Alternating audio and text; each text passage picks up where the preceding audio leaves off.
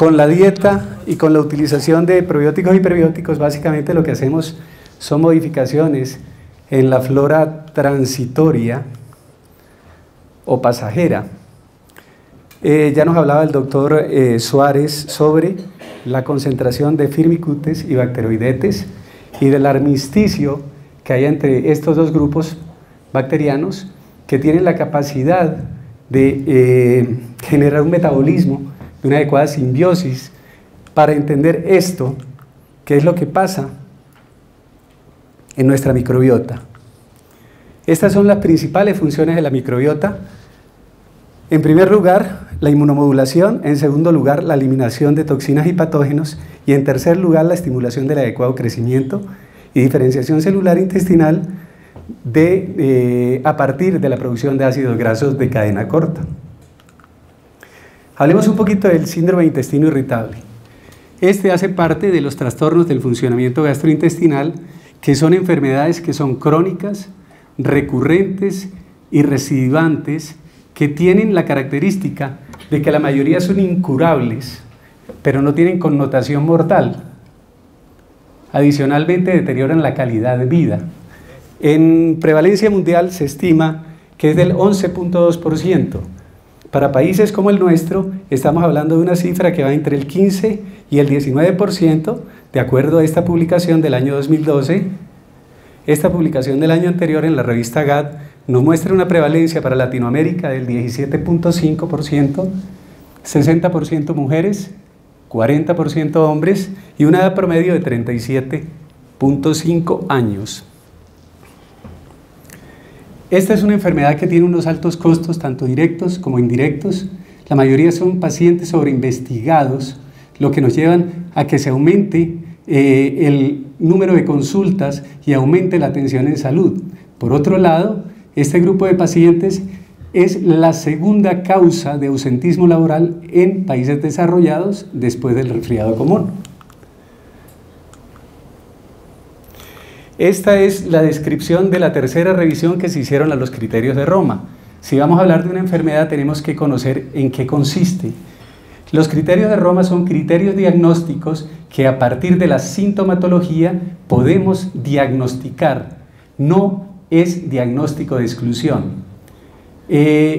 Roma 4 modificó algo de Roma 3 y hizo énfasis en los criterios diagnósticos e hizo énfasis en la fisiopatología. ¿Qué cambió de Roma 3 a Roma 4? Que ya estamos hablando del término dolor abdominal recurrente y no del disconfort, que era un término muy vago.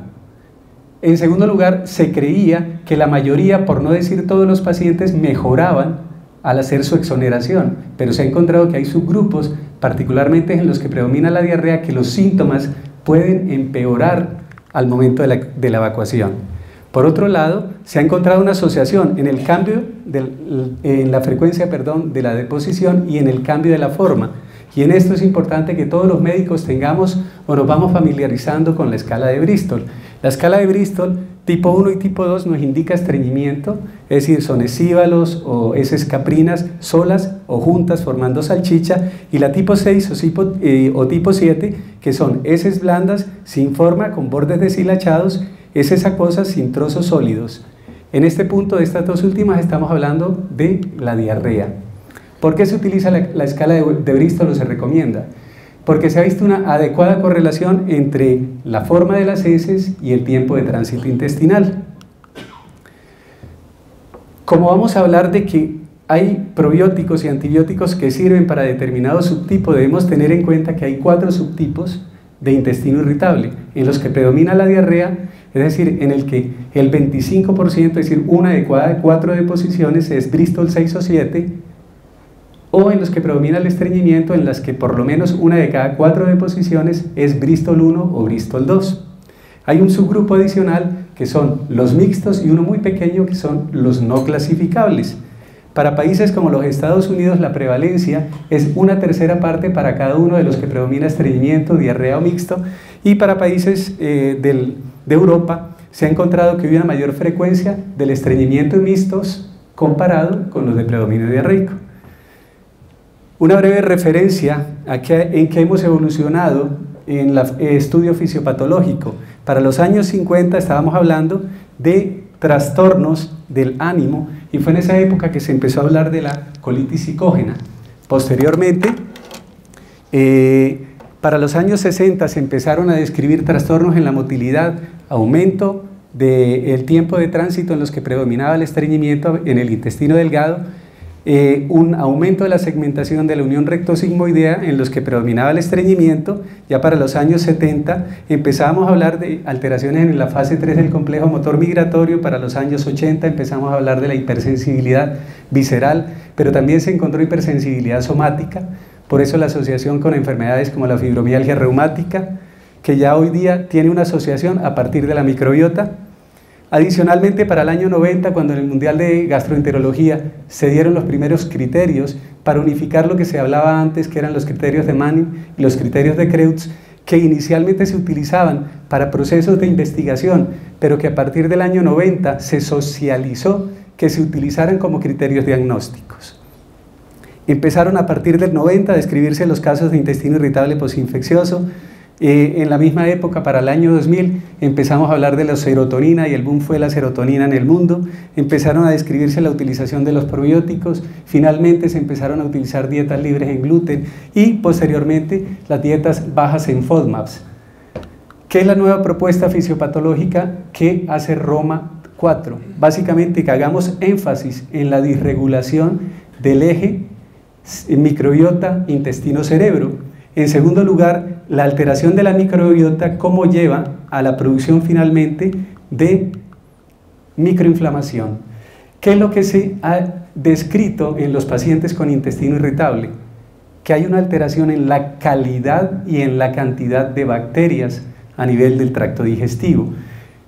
Estas son las principales hallazgos: el desbalance de las bacterias normales a nivel del intestino grueso, es decir, estamos hablando de la disbiosis. En segundo lugar, el desarrollo a partir de una infección de bacterias patógenas de intestino irritable, y estamos hablando del síndrome de intestino irritable postinfeccioso, y finalmente el aumento de las bacterias normales en el intestino delgado, y entonces estamos hablando de sobrecrecimiento bacteriano intestinal. Para los años 90 se empezaron a hacer cultivos y publicaciones mostraban que en los pacientes con intestino irritable había menores concentraciones de lactobacilos, bifidobacterios y coliformes. Pero cuando a partir del 2000 se empezaron a hacer los estudios de reacción en cadena de polimerasa, ya nos mostraban que había un leve aumento de los aerobios y que la concentración de lactobacilos, de bifidobacterias y de coliformes era muy similar con respecto a las personas sanas. En estudio a partir del año 2008 de electroforesis en gel de gradiente desnaturalizado, encontraron que en los subgrupos que predominaba la diarrea había una disminución de lactobacilos y un aumento de Veillonella spp en los que predominaba el estreñimiento y también de los arcaes metanógenos, particularmente el Methanobrevibacter smithii. Ya a partir de 2014, los estudios de aproximación molecular de secuencia profunda han encontrado un aumento de los firmicutes y un aumento de la Doria spp. La Doria spp es la cepa mayor productora de gas a nivel intestinal. Y se encontró una disminución de lactococos, de Bifidobacterius catenulatum, y una disminución del Blautia spp, que por su efecto acetogénico disminuye la producción de iones hidrógeno, disminuyendo la cantidad local de gas. Esto es lo que finalmente resume la disbiosis. Aumenta los firmicutes, disminuyen los bacteroidetes, y es en este punto donde se pierde el armisticio del cual el doctor Suárez nos hablaba anteriormente. En el subgrupo en los que predomina la diarrea hay disminución de Bifidobacterium y a su vez también hay disminución de Methanobrevibacter smithii. Ustedes saben que el metano es fundamental en la producción de estreñimiento. Lo contrario ocurre en los que predomina estreñimiento. Aquí es un breve resumen de todos los otros estudios que han a partir del 2004, los estudios de hibridación, de microarray, de la pirosecuencia de 16S del RNA con los mismos hallazgos más o menos. Pero ¿qué pasa? Los firmicutes, que son las bacterias malas, generan la producción de citoquinas proinflamatorias. Al generar citoquinas proinflamatorias como la interleuquina 1b, como la interleuquina 6, como la interleuquina 8 y la interleuquina 12, y también factores de necrosis tumoral, van a alterar la permeabilidad van a aumentar la estimulación del sistema inmune, llevando a una microinflamación y al desarrollo de la perpetuación de la enfermedad. Caso contrario, hacen los bacteroidetes, que a partir de la producción de citoquinas antiinflamatorias y a partir de la producción de ácidos grasos de cadena corta, especialmente el butirato, lleva a ejercer el efecto contrario a lo que veíamos que generaban los firmicutes. A partir del 90 se empezaban a describir casos de intestino irritable después de infecciones intestinales. El caso clásico fue la epidemia que hubo en el condado de Walkerton, cerca a Ontario, en Canadá, donde se contaminó el acueducto por Escherichia coli Campylobacter jejuni. En una población de no más de 5.000 personas, 2.069 desarrollaron gastroenteritis infecciosa y de ellos el 36% desarrollaron síndrome de intestino irritable que aún 8 a 10 años después permanecían sintomáticos. Factores de riesgo, un punto adicional, tener una infección intestinal, de los pacientes que tienen intestino irritable, entre el 4 y el 31% tienen un antecedente de una infección intestinal como desencadenante del mismo, lo cual lleva a una media del 10% y genera un riesgo de 7 veces mayor. Pero existen factores de riesgo, mujeres, joven, con trastornos distímicos, depresión, ansiedad, y que la duración y la intensidad del proceso infeccioso sea importante. Por otro lado, al inicio se creía que solo se presentaba después de infecciones bacterianas, después empezaron a haber descripciones de infecciones virales y de infestaciones parasitarias. En esta diapositiva solo quiero hacer énfasis en que del 10 al 20% de las personas que tienen gastroenteritis infecciosa pueden desarrollar finalmente síndrome de intestino irritable posinfeccioso. Importante en la fisiopatología, ya nos describía el doctor Suárez cómo nosotros tenemos cierta cantidad de bacterias en nuestro intestino delgado, pero la cantidad es menor a 10 a la 4 unidades formadoras de colonia. Los primeros trabajos que se hicieron con los test de hidrógeno expirado para diagnosticar la enfermedad mostraban que cuando se suministraba la lactulosa, los iones de hidrógeno rápidamente aumentaban en 46-84% del global de los pacientes con intestino irritable tenían un test positivo, y esta era una cifra aún mayor en los pacientes que tenían intestino irritable de predominio diarreico. Como les decía, a partir de los trabajos del doctor Marc Pimentel y posteriormente se le agregaron los trabajos del doctor Anthony Lembo, del doctor William Shea, hablaban de la prueba de aliento positivo. Y fue en ese momento, 2 años más tarde, cuando se creía que se producía a partir del sobrecrecimiento bacteriano una microinflamación que llevaba a una alteración motora, especialmente en la fase 3 del complejo motor migratorio, y fue en ese entonces que se empezaron a utilizar antibióticos para el manejo de esta enfermedad. Ya el gol estándar del sobrecrecimiento bacteriano en el diagnóstico es el aspirado yeyunal y el aspirado duodenal. Comparado los sanos con los pacientes con intestino irritable, el sobrecrecimiento es 6 veces mayor y la cifra es mucho mayor en los que predomina la diarrea como síntoma cardinal. Esta es la propuesta fisiopatológica actual del síndrome de intestino irritable, que a partir de una gastroenteritis infecciosa, que a partir de una disbiosis y del sobrecrecimiento bacteriano nos lleva a una microinflamación, y esta a su vez alterar la motilidad y la sensibilidad local. Se ha encontrado que a partir de la fermentación que hacen bacterias facultativas empeorarían la producción de gas localmente, empeorando la sintomatología de sensación de distensión subjetiva y objetiva y dolor abdominal. En los últimos 30 años poco ha cambiado en el tratamiento. La propuesta actual es que el tratamiento que siempre ha sido sintomático estemos cambiándolo a tratamiento fisiológico. Y en este punto los antibióticos y los probióticos han ganado terreno en la distensión abdominal y en el manejo de la diarrea como síntomas para modificar. Excelente la descripción que daba el doctor Suárez, solo para agregar a la descripción de la FAO que la mayoría son lactobacilos y bifidobacterias. Me gustó esa descripción, doctor. Pero ¿cómo podrían actuar los probióticos? Ya veíamos que en la fisiopatología lo fundamental es la alteración en la calidad y en la cantidad de bacterias. Entonces, ¿los probióticos qué hacen? En resumen, para lo que nos decía el doctor Suárez en nuestra primera conferencia, ese antagonismo microbiano, el antagonismo competitivo por nutrientes y receptores, por otro lado la producción de un pH inadecuado a partir del ácido láctico, acético y propiónico, un pH bajo, la producción de defensinas a partir de las células de Paneth, la producción local de bacteriocinas, que era un medio que frena en su momento la entrada de bacterias. Pero adicionalmente los probióticos tienen la capacidad de mejorar las moléculas MUC2 y MUC3 que hacen que el moco sea espeso, evitando la penetrabilidad de las mismas, bien sea o de proteínas producidas por las bacterias o la penetrabilidad de las mismas bacterias. Y mejora las uniones estrechas. Parece que hay subgrupos o cepas de probióticos que tienen la capacidad de regular receptores neurosensoriales, produciendo sustancias que estimulen los receptores mu, opioides, y los receptores cannabinoides. En esta diapositiva quiero resumirles cómo cepas de lactobacilos y bifidobacterias tienen la capacidad de aumentar la producción de citoquinas antiinflamatorias como la interleuquina 10 y disminución de las citoquinas proinflamatorias como la interleuquina 12 y del factor de necrosis tumoral. Con lo cual vamos a llegar a disminuir la inflamación, pero todo lo que generan los firmicutes localmente a nivel de la microbiota puede ser bloqueado por una buena producción de ácidos grasos de cadena corta.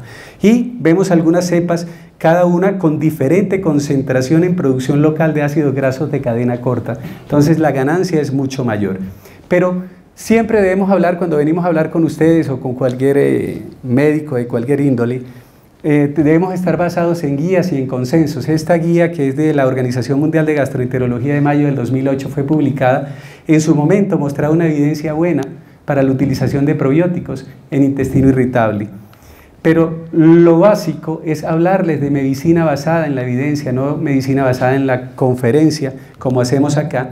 Y en los estudios randomizados y controlados de probióticos y prebióticos para el año 96 en PubMed, habían solo 3 estudios. Para el año 2005 la cifra había subido a 66 y ya habían 4 publicaciones de metaanálisis. Este primer metaanálisis es un metaanálisis clásico de la doctora Lynn McFarland y de la doctora Sacha Dublin, en la cual encontraron 20 estudios de robustez epidemiológica que eran placebo controlados, que mostraban que ciertas cepas de lactobacilos generaban buena respuesta y otras no tanto. Primer estudio de David Thorne en el año 89 con esta cepa de Streptococcus faecium mostraba mejoría global de los síntomas. Es llamativo que publicaciones de LGG en adultos no mostraban buena respuesta en los pacientes con intestino irritable, mientras que LGG utilizado en niños durante 6 semanas mejoraban la percepción de dolor y de distensión abdominal. Con esta cepa de lactobacilos plantarum, para el año 2001, el grupo de Nietzelin mostraba que había mejoría del dolor y mejoría global de los síntomas, con una ganancia terapéutica comparada con el placebo de más del 40%. Pero un año más tarde, utilizando la misma cepa, la publicación de Sen y colaboradores encontró que no tenían los mismos hallazgos. Cócteles de probióticos, como en esta publicación de BSL número 3, han mostrado, la publicación de King y Camilleri, mejoría de la distensión abdominal, y en esta de Kim y Vázquez, mejoría de la flatulencia. Hay algunos trabajos que recalcan sobre la utilización de ciertos cócteles, y en estos cócteles, digamos, el BSL número 3 ha mostrado buena respuesta en los de tipo mixto y en los de predominio diarreico, mientras que otros cócteles como el SCM3 han mostrado mejores respuestas en predominio estreñimiento. Esta publicación del año 2005, ¿por qué se los traigo a colación? Comparando lactobacilos y bifidobacterium infantis de este tipo 35624, lo importante que mostró esta última cepa, mejor respuesta, y en esta publicación era donde empezaban a hacerse evaluaciones sobre la producción de citoquinas antiinflamatorias versus citoquinas proinflamatorias. Esta publicación de metaanálisis del año 2014 del doctor Alexander Fon y eminentes médicos de multicéntricos, Anthony Lembo, Eamon Quigley, que fue expresidente de la Organización Mundial de Gastroenterología, mostraba que los probióticos eran efectivos y mostraban mejoría global en lactobacilos muy poca, mientras que en cepas de bifidobacterias o en algunos cócteles de probióticos, mejor respuesta, como vemos en la diapositiva, ganancia mientras está a favor, cuando están a la izquierda de la imagen, por detrás de la línea vertical. En la mejoría de dolor, similares hallazgos, lactobacilos muy poca respuesta, combinaciones y bifidobacterias mostraban mejores respuestas en mejoría de dolor. Similares hallazgos en este estudio de Paul Moayedi. Esta es una diapositiva que les quiero mostrar, es cómo en mejoría global de los síntomas hay una ganancia terapéutica que va entre el 23 y el 29% comparado con los pacientes que utilizaron placebo y un número necesario a tratar de 4 a 7 pacientes. Y en la mejoría de dolor, el número necesario a tratar se acerca casi a 9 y la ganancia terapéutica es aproximadamente del 21%. Esta publicación de Paul Moayedi nos mostraba mejores respuestas con bifidobacterias, no tan buena respuesta de lactobacilos y recomendaba la utilización de combinaciones.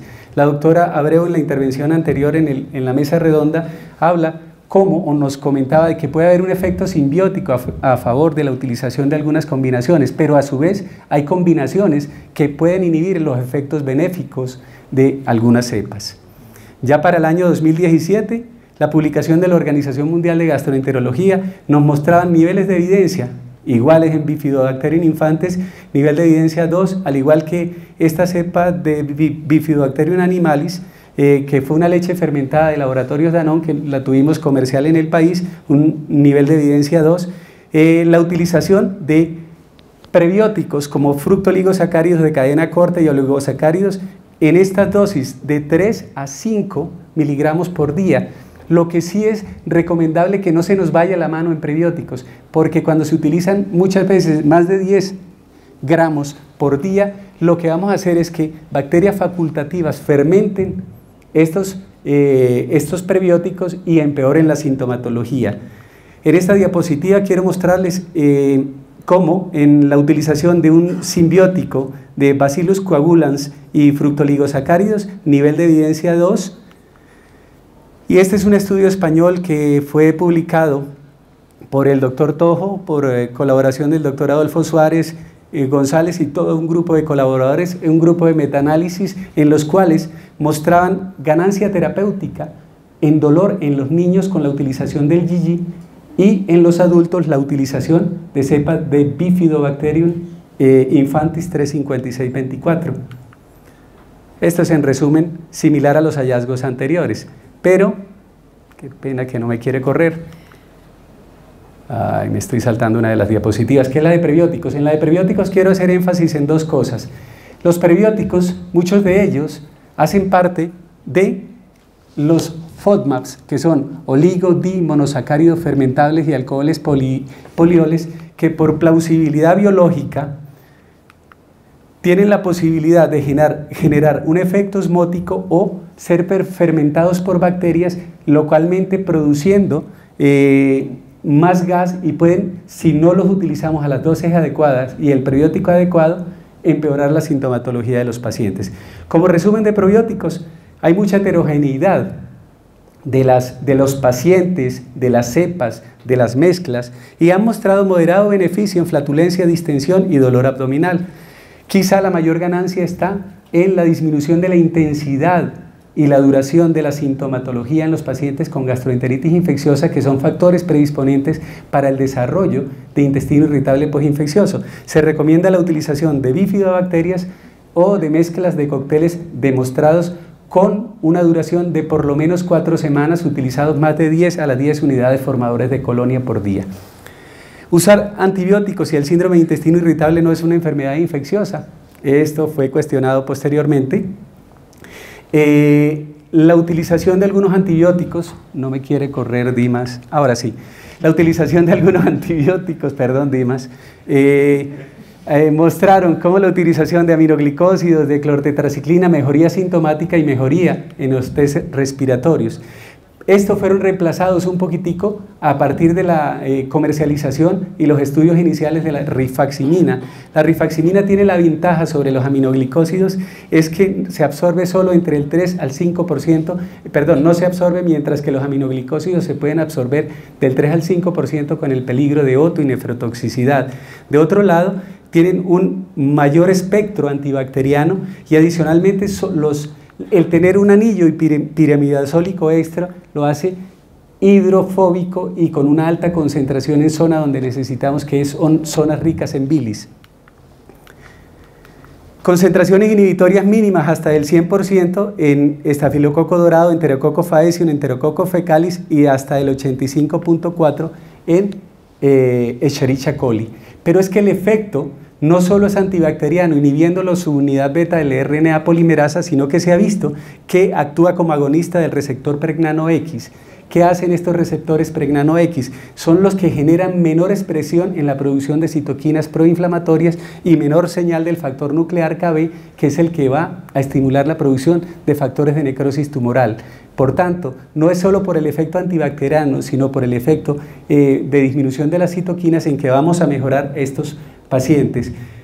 Mejor respuesta en intestino irritable de predominio diarreico fue aprobado en mayo del 2015 por la FDA, ya lo hemos venido utilizando, y los trabajos mostraban que utilizados 550 miligramos 3 veces al día durante 14 días mostraban resultados, pero los resultados están fundamentados en que se está haciendo una modificación de la microbiota. Estos metaanálisis, que fueron Target 1 y Target 2, fueron replicados por otros metaanálisis con una ganancia terapéutica por encima del 10% en los pacientes. Y en esta diapositiva solo quiero mostrarles que la utilización de mezclas de neomicina con rifaximina obtiene buenos resultados. ¿Por qué la neomicina? Porque en buenos resultados en intestino irritable de predominio estreñimiento. Porque la neomicina actúa muy bien contra los arcaes metanógenos. Entonces disminuye la concentración de algunos como el Methanobrevibacter smithii, entonces mejoraría a los pacientes. Como resumen, finalmente lo que estamos haciendo con estos moduladores del microambiente, antibióticos y probióticos, es una reseteada fisiopatológica de la microbiota, y quería darles un último informe en trasplante de microbiota fecal. Esta es una publicación que salió en agosto 4 del presente año en la revista online de la revista GAT. Un estudio danés, 56 personas normales, se les suministró de un donante, con intestino irritable, se les suministró de un donante sano 25 cápsulas cada mañana durante 12 días, comparado con la otra mitad con placebo, y encontraron que el estudio de calidad de vida a los 3 meses, para sorpresa de todo el mundo, tenía mejores resultados en calidad de vida los que habían recibido placebo que los que habían recibido el trasplante de microbiota fecal. Por tanto, el trasplante de microbiota fecal todavía no es la panacea para el manejo de la disbiosis. Resumen final, qué pena que vengo diciéndoles resúmenes hace mucho rato. Palabras adicionales: la utilización de lactona, de lovastatina, que es un inhibidor de la HMG-CoA reductasa, que se utiliza para el tratamiento de las dislipidemias, se ha encontrado que altera la membrana celular del Methanobrevibacter smithii, y parece que va a ser el futuro en el manejo de estreñimiento crónico y el el intestino irritable de predominio estreñimiento. Esta es la recomendación final que da la clínica Mayo en los pacientes con intestino irritable de predominio diarreico, los de tipo mixto, es que empecemos con una dieta baja en FODMAPs o dieta libre de gluten. Si el paciente responde adecuadamente, continuar la dieta. Si el paciente no responde, ya empezamos con dieta gluten free. Recomendable pasarlo a dieta libre de FODMAPs, pero no lo contrario, porque creemos que lo que el paciente no tiene es una cosa distinta, intolerancia al gluten, que es más bien una intolerancia a un fructano que tiene el trigo, y es el que va a desencadenar los síntomas del paciente. Si el paciente mejora, continuar la dieta; si no mejora, dar combinaciones o cepas individuales y demostradas de probióticos. Si el paciente mejora, continuar el probiótico durante por lo menos 12 semanas, y si no hay buena respuesta, utilizar antibióticos, particularmente la rifaximina. Muchas gracias. Perdón, Dimas, que me pasé.